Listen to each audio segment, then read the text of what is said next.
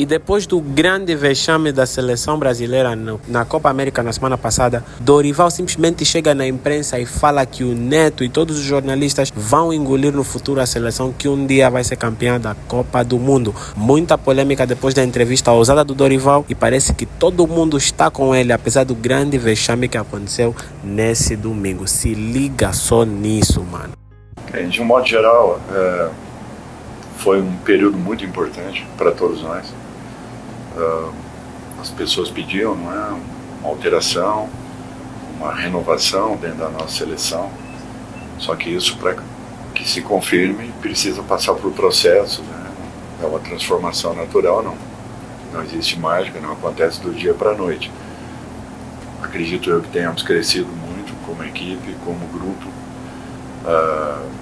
Vivemos aí alguns jogos importantes, pegamos campos com dimensões menores, o que todas as equipes tiveram as mesmas dificuldades que o Brasil para criarem facilidades para marcarem. Vivemos uma nova situação dentro da Copa América, enfrentamos adversários bem difíceis, complicados. Mesmo assim, acredito que tenhamos feito jogos iguais para esse momento que o Brasil viva um pouquinho diferente da maioria das grandes equipes do nosso continente. Nós vimos jogos assim tão plásticos, tão técnicos. Os grandes jogadores da Copa América se destacaram também de alguma forma. Não aconteceu de jeito nenhum tudo isso. Então é para vocês verem que o final de temporada ele é muito complexo. Ele é muito difícil para todos. Poderíamos mudar, ter outros jogadores na seleção. Os melhores estão aí. Os melhores foram convocados. Eu acho que nós somos extremamente criteriosos em todos os aspectos. É natural que tínhamos uma lista com 45, 47 nomes. Você, de repente, discuta um ou dois nomes, eu também, mais um ou dois, qualquer um outro companheiro da mesma forma. Porém, a grande maioria estava aí reunida. O que eu vejo é o trabalho coletivo, de uma forma geral, e acredito que houve uma grande evolução. É muito difícil você explicar nesse instante evolução não acontecendo, vitórias ou passagens de fase. Eu até transfiro uma pergunta, você que acompanha a seleção. Hendrick participou de todos os jogos.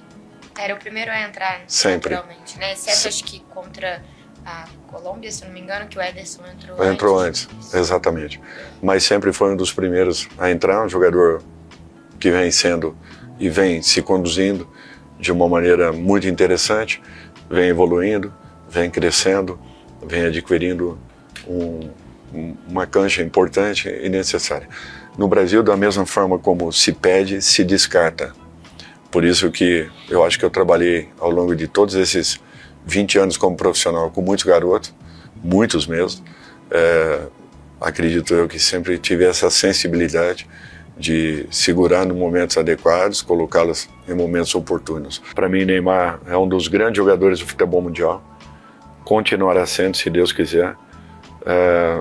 Vamos ter paciência para que ele retorne nas suas melhores condições.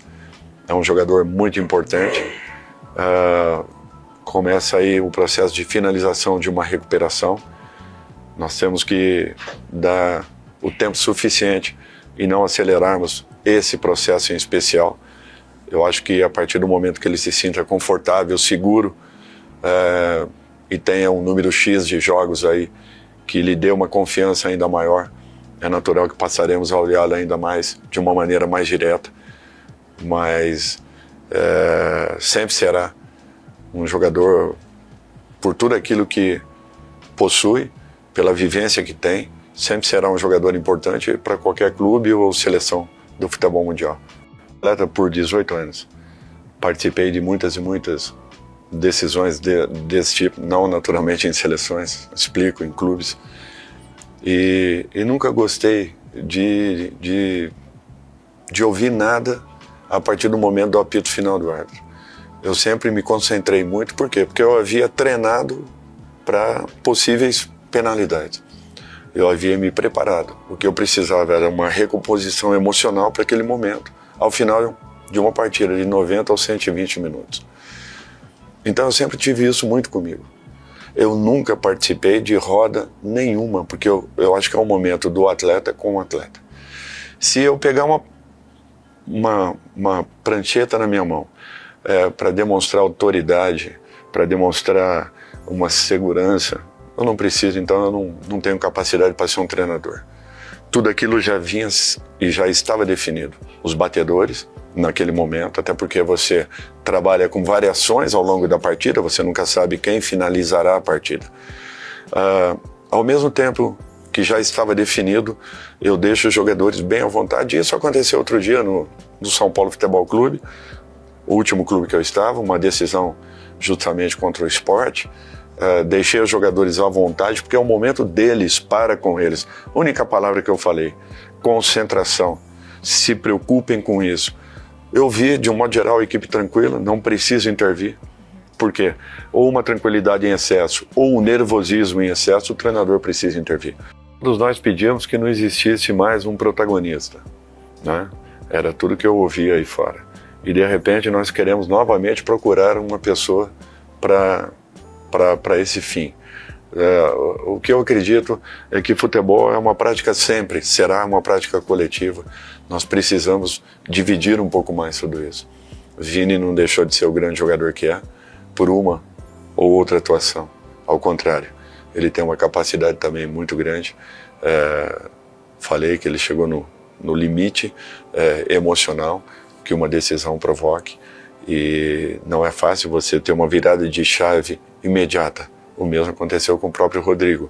Então, se nós conseguimos um encaixe perfeito entre uma solidez defensiva, um meio de campo atuante e um ataque decisivo, podem ter certeza que nós encontraremos tudo aquilo que nós buscamos. Nós estamos nesse caminho. Podem acreditar que nós estamos muito mais próximos do que há um tempo atrás, talvez. Edu, assim, é um processo de mudança. Eu acho que todos entendem isso e pediam isso. Pediam uma reciclagem dentro da seleção. Toda mudança é natural, ela passa por fases. É engraçado, eu peguei outro dia uma entrevista, há um tempo atrás, e vou inclusive encaminhar aqui depois para o Pedro e para o Vinícius, para vocês tomarem conhecimento. A nossa seleção estava sendo questionada há alguns anos atrás. E a foto atrás tinha nada mais, nada menos do que Leão, Sócrates, Zico, Falcão e Zé Sérgio. Olha, um absurdo. Diziam que nós não tínhamos mais craques. Sabe quem eram esses jogadores? Os que eu acabei de citar. Temos que ter cuidado com tudo aquilo que falamos. Temos que ter equilíbrio. Temos que ter tranquilidade e observarmos. A seleção brasileira de hoje, ela vem muito mais forte do que há alguns meses atrás. E ela será ainda mais forte aí na frente. Daqui a 2 anos, essas mesmas pessoas que estão falando demais e desnecessariamente, sem preocupação nenhuma, sem responsabilidade nenhuma, talvez terão que engolir novamente uma grande conquista da nossa seleção. Por um bando de influenciador e repórter que vai divulgar, que vão divulgar essa palhaçada aqui. Então eu prefiro te falar a verdade. Em vez de você acreditar que quem cai levanta, que o brasileiro vai levantar, que o amanhã é logo ali. Se o amanhã fosse logo ali, o amanhã teria que ter pelo menos agora 24, 30 anos. 30 anos. Porque 32, porque 2002 foi o único título que importa no futebol brasileiro, tirando as Copa América fajuta que conquistou aos trancos e barrancos. Então, povo brasileiro, em vez de acreditar nisso, acredite que nesses anos todos que eles estão falando que o fracasso, a derrota faz a vitória, a derrota começa com dirigentes presos, a derrota começa com dirigentes que não podem sair do Brasil, com dirigentes acusados de escândalos de corrupção, com dirigentes que enriquecem e andam por iates pelo mundo inteiro às custas da CBF, com dirigentes banidos do futebol.